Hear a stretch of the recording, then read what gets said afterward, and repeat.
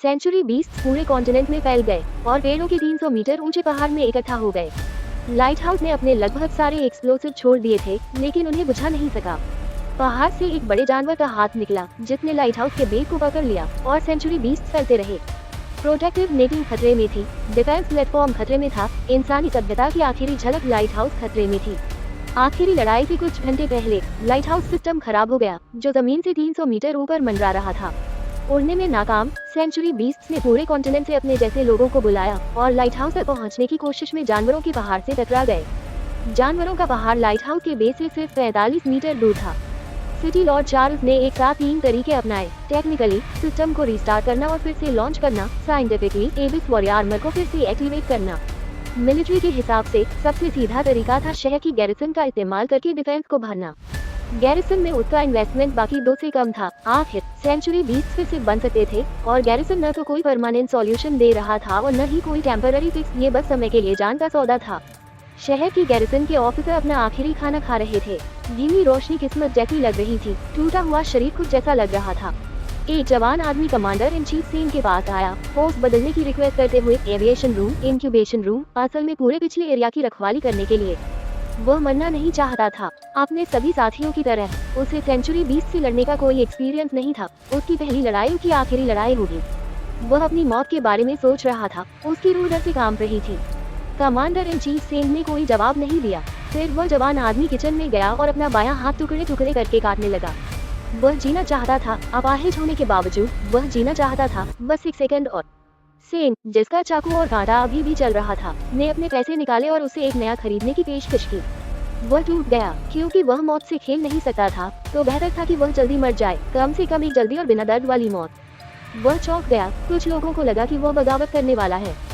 सेन ने उसकी आत्महत्या की कोशिश का सम्मान किया, लेकिन फिर भी अधिकारियों को सेंचुरी बीस्ट से बचने के लिए गोलियों का इस्तेमाल करने का सुझाव दिया। क्या होगा अगर वे बच गए? अधिकारियों ने बचने के बाद अपनी जिंदगी के बारे में सोचना शुरू कर दिया। कुछ ने हर दिन ऐसा स्टेक खाने की कल्पना की, दूसरों ने सेन के बलिदान और उनके कब्जे में लेने की कल्पना की। कुछ सैनिक तो महिला अधिकारी के शरीर पर झांकना भी चाहते थे। कितनी छोटी सी झलक। महिला अधिकारी जोर से हंसी।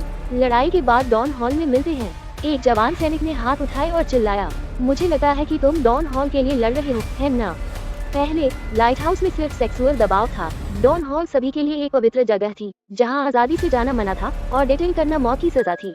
आज मौत के साए में इंसानियत आजाद हो गई है। यह अच्छी बात है। नौक अभी आगे बढ़ रहे हैं। अब आगे बढ़ने का समय है। 10,000 सेंचुरी बीस्ट्स ने लाइट हाउस से कुछ ही मीटर की दूरी पर एक पहाड़ बनाया था। शहर की सुरक्षा सेनाओं ने कोई जाल तैयार नहीं किया था। वे उनके टूटने का इंतजार कर रहे थे। पहले सेंचुरी बीस्ट ने दौड़ना शुरू किया और छलांग लगाए। अपनी जीप लाइट हाउस पर फंसा ली, फिर उल्टा लटक गया। एक बीस्ट किक मारकर उसने बाकी सेना को गिरा दिया। शहर की सुरक्षा सेनाओं ने इसका अंदाजा लगा लिया था। उन्होंने पहले से ही लाइट हाउस के बेस पर एक मेटल का सुरक्षा जाल बना लिया था। जब जानवर आए तो उन्होंने पावर चालू कर दी। मैंने सुना है तुम्हें इंटरनेट सर्फिंग पसंद है। लाइट हाउस एक बड़े इलेक्ट्रिक स्वेटर में बदल गया। सेंचुरी बीस्ट मरी हुई मक्खियों की तरह गिरे। Super stress relieving. काश ये तरीका हमेशा दोहराया जा सके। बदकिस्मती से प्रोटेक्टिव नेट को रिचार्ज करने की जरूरत है। हमलों की अगली लहर को खून और मांस से रोकना होगा। सेंचुरी बीस्ट फिर से प्रोटेक्टिव नेट पर चढ़ गए। इस बार उनके साथ ऊंचे लेवल के बाप बेटे के जानवर भी थे। उनका एसिड नेट को खराब कर सकता था, जिससे एक बड़ा खतरा पैदा हो सकता था। सेन ने ऑर्डर दिया। शहर के डिफेंस सैनिकों ने तीरंदाजों को बैठाया। पैदल सेना ने नेट के अंदर पहरा दिया और ग्रेविटी बॉडी मेज बाहर की ओर उड़ गए। दोनों तरफ से हमला किया। बाप बेटे के जानवरों के मरने के बाद उन्होंने ऐसे छोड़ा जिससे नेट खराब हो गया। उनके पीछे के मॉन्स्टर और जोर से चढ़ते गए और नेट गिरने की कगार पर था। सेन के पास एक और प्लान था। उसने मैग्नेटिक एक्सप्लोसिव डाले। ये एक्सप्लोसिव मेटल के जाल से चिपक गए और उसने कंट्रोल पैनल का इस्तेमाल करके जाल को ढक्कन की तरह पूरी तरह से उल्टा कर दिया, जिससे बीस्ट माउंटेन ढक गया। फिर उसने उसे ब्लास्ट कर दिया। शूटिंग करने वाले जानवर फिर से बन सकते थे और उन्हें पूरी तरह से मारा नहीं जा सकता था, लेकिन खुशकिस्मती से प्रोटेक्टिव नेट उन्हें सील कर सकता था, जिससे उन्हें कुछ समय मिल जाता। लेकिन कौन सोच सकता था कि बीस्ट माउंटेन से एक बहुत बड़ा जानवर निकलेगा, जो एक ग्रेविटी बेस्ड नेट को कुचल देगा और प्रोटेक्टिव नेटिंग को एक ही झटके में तोड़ देगा। यह एक ट्विन ईविल बीस्ट का हाथ था, जो बीस्ट माउंटेन के बेस पर बिना पता चले छिपा हुआ था। ट्विन ईविल बीस्ट बड़े लेवल के शूटिंग करने वाले जानवर थे। जैसा कि नाम से पता चलता है, उनके पास वो लोअर लेवल की बुराइयां थी। लोअर बुराइयां काफी डरावनी थी, लेकिन जब बड़ी बुराई बाहर निकलती थी तो धरती कांप उठती थी। उसने बड़े जानवर को लाइट हाउस से चिपकाने के लिए इस्तेमाल किया, जबकि नीचे के लेवल की शूटिंग करने वाले जानवरों ने हाथ को सीढ़ी की तरह इस्तेमाल किया और हमलों की तीसरी लहर शुरू कर दी। ग्रेविटी पर आधारित नेक्स ने हमले को रोकने की कोशिश में हाथ पर गोलियों की बौछार कर दी, लेकिन कुछ हमेशा ऊपर चढ़ने में कामयाब हो जाते थे। लाइट हाउस के बेस पर सैनिक तैयार थे। उन्होंने फ्लाई पैक पहने और डिफेंस के अगले लेवल पर पीछे हट गए, जहां कई मशीन गन वे और भी ज्यादा फायर पावर दे रहे थे। इस तरह मारने से कुछ खत्म नहीं होगा, उन्हें बीस्ट माउंटेन को खत्म करने का कोई तरीका ढूंढना था। ऑफिसर्स ने बायो रडार एक्टिवेट किया और पाया कि twin evil beast support in pillar का काम कर रहे थे और अपने 5 पैरों का इस्तेमाल करके पूरे बीस्ट माउंटेन को थामे हुए थे। पहले पहाड़ को हिलाने के लिए उसके जोड़ों पर बमबारी करें, फिर उसकी रीढ़ की हड्डी को काटकर उसे गिरा दें। लॉजिक आसान है, लेकिन मुश्किल यह है कि उसके जोड़ों और रीढ़ की हड्डी पर बमबारी कैसे की जाए, जो बीस्ट माउंटेन में बंद है। मिसाइल इस्तेमाल करो। सेन ने ड्रेक को दोनों बीस्ट के जोड़ों और रीढ़ की हड्डी पर लॉक करने और एक साथ फायर करने का ऑर्डर दिया। इसका असर हैरानी की बात है कि बहुत अच्छा था। पहली मिसाइल ने बीस्ट माउंटेन को उड़ा दिया, अगली कुछ मिसाइलें घुस गईं और बारी बारी से उसके सभी जोड़ों पर लगी। आखिरी 3 मिसाइलें रीढ़ की हड्डी पर निशाना साध रही थी, क्या वे उसे काट सकती थी। हालांकि एक मिसाइल ओवरफायर हो गई, सभी मिसाइलें फायर हो चुकी थी, एक और उसे काट देती। जब वे बोल रहे थे, एक ग्रेविटी बेस में डिफेंसिव लाइन से अलग होकर ऊपर की ओर उड़ गया। उसमें आग लगी हुई थी, सारी मिसाइलें चली गई थी, एक और वह फट जाएगा। जैसे ही उसने कहा, एक ग्रेविटी बेस में डिफेंस से अलग होकर शौशान की ओर उड़ गया। यह उसके शरीर को आखिरी मिसाइल की तरह इस्तेमाल करेगा। ये वही ऑफिसर था जिसे वह डॉन हॉल में मिला था, जिसने महिला ऑफिसर से वादा किया था, लेकिन उसे निभा नहीं सका। ये पूरी स्पीड से रीढ़ की हड्डी से टकराया, शौशान टूट गया और दोनों खूंखार जानवर पीछे की ओर गिर गए। यह इंसानी हिम्मत का असर था। राक्षस का सामना नहीं कर सकते थे, नहीं वे इसे सीख सकते थे। सैनिकों ने अपनी जीत पर खुशी मनाई, लेकिन उनकी खुशी समय से पहले थी। मेघ का असर आखिरकार मिसाइल से कम असरदार था। शौशान 170 मीटर ऊंचा रहा और साफ ऊपर उठ रहा था। शहर की डिफेंस फोर्स के पास नीचे की ओर हो रहे हमले का सामना करने के लिए काफी एम्युनिशन नहीं था। शौशान को खत्म करने के लिए उन्हें लाइट हाउस की super weapon central electromagnetic cannon को एक्टिवेट करना पड़ा। सेन ने दूर से सिटी लॉर्ड चार्ल्स से इंस्ट्रक्शन मांगे, लेकिन जवाब में मना कर दिया गया। वजह यह थी कि इलेक्ट्रोमैग्नेटिक तो बहुत ज्यादा एनर्जी खर्च कर रही थी। टेक्निकल डिपार्टमेंट लाइट हाउस को वापस हवा में उड़ाने के लिए सिस्टम को ठीक करने की कोशिश कर रहा था और एनर्जी उनके लिए बचा कर रखनी थी। सेन घबरा गया था, इतने सारे लोग मारे गए थे, इतना गोला बारूद इस्तेमाल किया गया था, सब उस आखिरी बार के लिए। इलेक्ट्रोमैग्नेटिक तोप से फायर किए बिना ये सारी मौतें बेकार हो जाती। तभी एक और एयरमैन ये देखकर डर गया कि लाइट हाउस के बेस पर लाशों का एक बड़ा झुंड बचा हुआ है। वे प्लेटफॉर्म पर फैल गए थे, जिससे शहर की सुरक्षा का इलाका टूट गया था। औसतन 1 या 2 लाशों के बदले 1 जान ली जा सकती थी। शहर की सुरक्षा के लिए ये लेन देन का रेशियो बहुत ज्यादा था। महिला ऑफिसर ने इस लाइन को छोड़कर और ऊपर की ओर पीछे हटने का सुझाव दिया। हालांकि सेन लड़ाई में अंधा हो गया था, इसलिए पीछे हटने से मना कर दिया। महिला ऑफिसर ने उससे असलियत का सामना करने को कहा, ये लाइन पहले ही गिर चुकी थी। सेन हैरान रह गया। लाइट हाउस की रक्षा करने की कसम उसके दिमाग में कौंधी, लेकिन उसके सामने हर जगह तबाही मची हुई थी। वह याद और असलियत में फर्क नहीं कर पा रहा था। उसकी कमांड करने की काबिलियत न देख, महिला ऑफिसर ने ऑर्डर दिया, शहर की सभी डिफेंसिव लाइनें अगली डिफेंसिव लाइन पर पीछे हट जाएं। लेकिन इससे पहले कि वह अपनी बात खत्म कर पाता, उसके सिर के पिछले हिस्से में गोली लग गई और वह भयानक मौत मर गया। गोली चलाने वाला लाइट एंड शैडो सोसाइटी का ओवरसियर था। एक देखने वाले ने पूछा, ये लाइट एंड शैडो सोसाइटी आखिर है क्या? यह एक चर्च है जो लोगों को इमोशनल सपोर्ट देता है, जिसके पास बहुत सारा पैसा, ताकत और एक छोटी मिलिट्री फोर्स है। सुपरवाइजिंग ऑफिसर का मानना था कि महिला ऑफिसर को ऑर्डर देने का कोई हक नहीं है, अपने अधिकार का उल्लंघन करने पर मौत की सजा मिलनी चाहिए। लेकिन वह बस यही चाहता था कि उसके साथी जिंदा रहे। सेंडिगे ने सुपरवाइजिंग ऑफिसर को घूरा और खुद पीछे हटने का ऑर्डर दिया और महिला ऑफिसर का वही ऑर्डर दोहराया। सभी सैनिक नीचे के पिलर छोड़कर गाड़ियों में चढ़ गए। ज़ॉम्बी राइडर्स वापस शौशान माउंटेन पर गिर गए और लाइट हाउस कुछ समय के लिए सुरक्षित हो गया। आप अपने ही लोगों से हिसाब बराबर करते हुए लाइट एंड शैडो सोसाइटी के एक पादरी ने सेंडिगे की जल्दबाजी में पीछे हटने की बुराई की। सेंडिगे ने एक पल सोचा और पूछा, लाइट एंड शैडो सोसाइटी क्या है? पैरासाइट्स, कुत्तों को घुमाने वाले गुंडे, वैम्पायर। उसने एक ही गोली में एक पैर काट दिया और दूसरे के सिर पर लात मारी। ऐसे चमचों से बात करने की कोई जरूरत नहीं है। लाइट एंड शैडो सोसाइटी के सुपरवाइजिंग ऑफिसर ने सेंडिगे को अपनी बंदूक निकालते देखकर फिर से बहस करना शुरू कर दिया, ये दावा करते हुए कि महिला ऑफिसर ने अपने अधिकार का अतिक्रमण किया है और मनोबल गिराया है। मुझे मारने से पहले तुमने मुझसे बात करने की कोशिश क्यों नहीं की? ये देखकर कि सेन की बंदूक बड़ी थी, उसने बात करना शुरू कर दिया। शहर की सुरक्षा सेना और लाइट एंड शैडो सोसाइटी के बीच टकराव है। यहाँ कई विजुअल इशारे हैं। एक लाइट हिलती है, जिससे शहर की डिफेंस फोर्स की परछाइयां ऊपर उठती हैं, जैसे काले बादल शहर पर दबाव डाल रहे हों, जो कैद के माहौल पर जोर देता है। शहर की डिफेंस फोर्स महिला ऑफिसर की बॉडी पकड़े हुए हैं। लॉर्ड चार्ल्स की इनेक्शन को याद कर रहे हैं। सेन को पक्का यकीन है कि वो सही काम कर रहा है। सिर्फ इलेक्ट्रोमैग्नेटिक कैनन ही लाइट हाउस को बचा सकती है। अगर लॉर्ड इसकी इजाजत नहीं देते हैं तो दावा को तोड़ दो। सैनिकों को लगा है कि लॉर्ड के लिए मरने के बजाय वे सेन के साथ रहना पसंद करेंगे। वे अपनी मर्जी से अपनी राइफल उठाते हैं और पहले से ही सरेंडर कर चुके लाइट एंड शैडो सोसाइटी के टीचरों पर ट्रिगर दबा देते हैं। लॉर्ड चार्ल्स भी लाइट एंड शैडो सोसाइटी के मेंबर हैं। उनका पावर में आना उनके बचपन से ही शुरू हुआ था। दुनिया के खत्म होने के शुरुआती दिनों में लाइट हाउस में अभी भी इंसानियत थी। पिता बेटे और पति पत्नी के रिश्ते वैसे ही रहे। चार्ल्स सबके सामने बूढ़े लॉर्ड को डैड कहता है। बाद में जैसे जैसे सरफेस मार्केट में ज्यादा से ज्यादा रिसोर्स जमा होते गए, कचरा बीनने के लिए मौजूद सप्लाई कम होती गई। लाइट हाउस में 4 महीने में अकाल पड़ने वाला था। रिसोर्स बचाने के लिए पुराने शहर के लॉर्ड ने एक मुश्किल सिस्टम बनाया। पहला, सभी का जरूरी जेनेटिक टेस्टिंग होगा। उन्हें जेनेटिक क्वालिटी के आधार पर क्लास में बांटा जाएगा और उनके रहने का स्टैंडर्ड उसी हिसाब से तय किया जाएगा। दूसरा, पारिवारिक रिश्ते खत्म कर दिए जाएंगे। रिप्रोडक्शन अपने आप जेनेटिक मैचिंग पर आधारित होगा। तीसरा, बच्चों को स्टैंडर्ड एजुकेशन मिलेगी और 70 साल से ज्यादा उम्र के बुजुर्गों को जबरदस्ती सरफेस पर भेज दिया जाएगा। इसे जेनेटिक ऑप्टिमाइजेशन, कलेक्टिव एजुकेशन और the brave go far away कहा गया, शॉर्ट में हरी लॉस। इससे लोगों का गुस्सा जरूर भड़केगा। उन्हें खुश करने के लिए पुराने शहर के लॉर्ड ने मिनिस्ट्री ऑफ जस्टिस को खत्म कर दिया और लाइट एंड शैडो सोसाइटी बनाई। इत्तेफाक से बहुत से लोगों का मानना था कि यंग चार्ल्स किसी तरह के लाइट और शैडो के लॉर्ड से मिले थे, इसलिए यंग चार्ल्स उनके गाइड के तौर पर काम करेंगे और लोगों को स्पिरिचुअल सपोर्ट देंगे। लाइट हाउस का मैनेजमेंट इस सिस्टम से हैरान था। हर किसी ने अपनी प्रोफेशनल एक्सपर्टीज के आधार पर पुराने शहर के लॉर्ड को रोकने की कोशिश की, लेकिन उसने सभी एतराजों को नजरअंदाज कर दिया और इसे लागू कर दिया। जैसा कि उम्मीद थी, आम लोगों ने इसका कड़ा विरोध किया और कुछ ने तो विरोध भी किया। लेकिन जो प्रॉब्लम जबरदस्ती हल की जा सकती है, वे कभी भी सच में सीरियस नहीं होती। पुराने शहर के मालिक ने ऐसा करने पर जोर क्यों दिया? मैनेजमेंट के कुछ लोगों ने एक राज निकाला। सेंचुरी बीस्ट इंसानों को ताकत से नहीं पकड़ता था, बल्कि भावनाओं का इस्तेमाल करके उनका पीछा करता था। 3 कानून भावनाओं को दबा सकते थे, इसलिए पुराने शहर के मालिक उन्हें किसी भी कीमत पर लागू करने को तैयार थे। लेकिन उन्होंने इतना बड़ा राज क्यों नहीं बताया?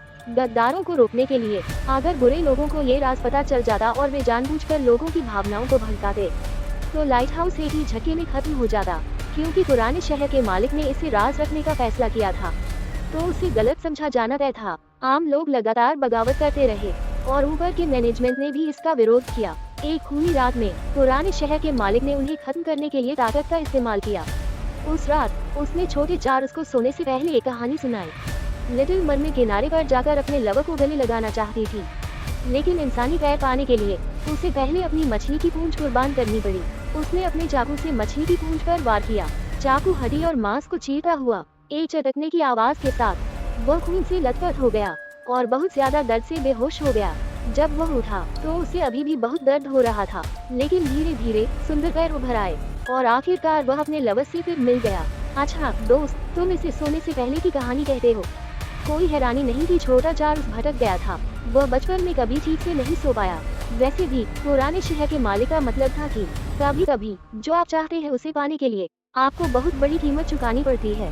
अगले दिन उसने झूठ बोला, एक मॉन्स्टर हमले का दावा किया, उसके साथी मारे गए और इन हीरो को याद करने की बात कही, जो एक तरह से गलत नहीं था। उन्होंने सच में अपने देश की रक्षा के लिए खुद को कुर्बान कर दिया। उस खूनी सुबह छोटा Charles light and shadow society की वेदी पर चढ़ा और दशकों बाद पीछे मुड़कर देखने पर उसे हॉट रेनबो डिजीज हो गई। उसका बायां हाथ चला गया। बिना पूंछ वाली मरमेड की तरह 3 योद्धा गे पर धावा बोल गए। ह्यूमन पार्टी ने मार डाला। चार्ल्स पर सबके सामने जुर्म का इल्जाम लगाया। चार्ल्स ने हर बात को गलत बताया। सबसे पहले मैंने तुम्हें लाइट हाउस पर कब्जा करने का ऑर्डर दिया था, लेकिन मैंने यह नहीं कहा कि तुम निचले रैंक को नहीं छोड़ सकते।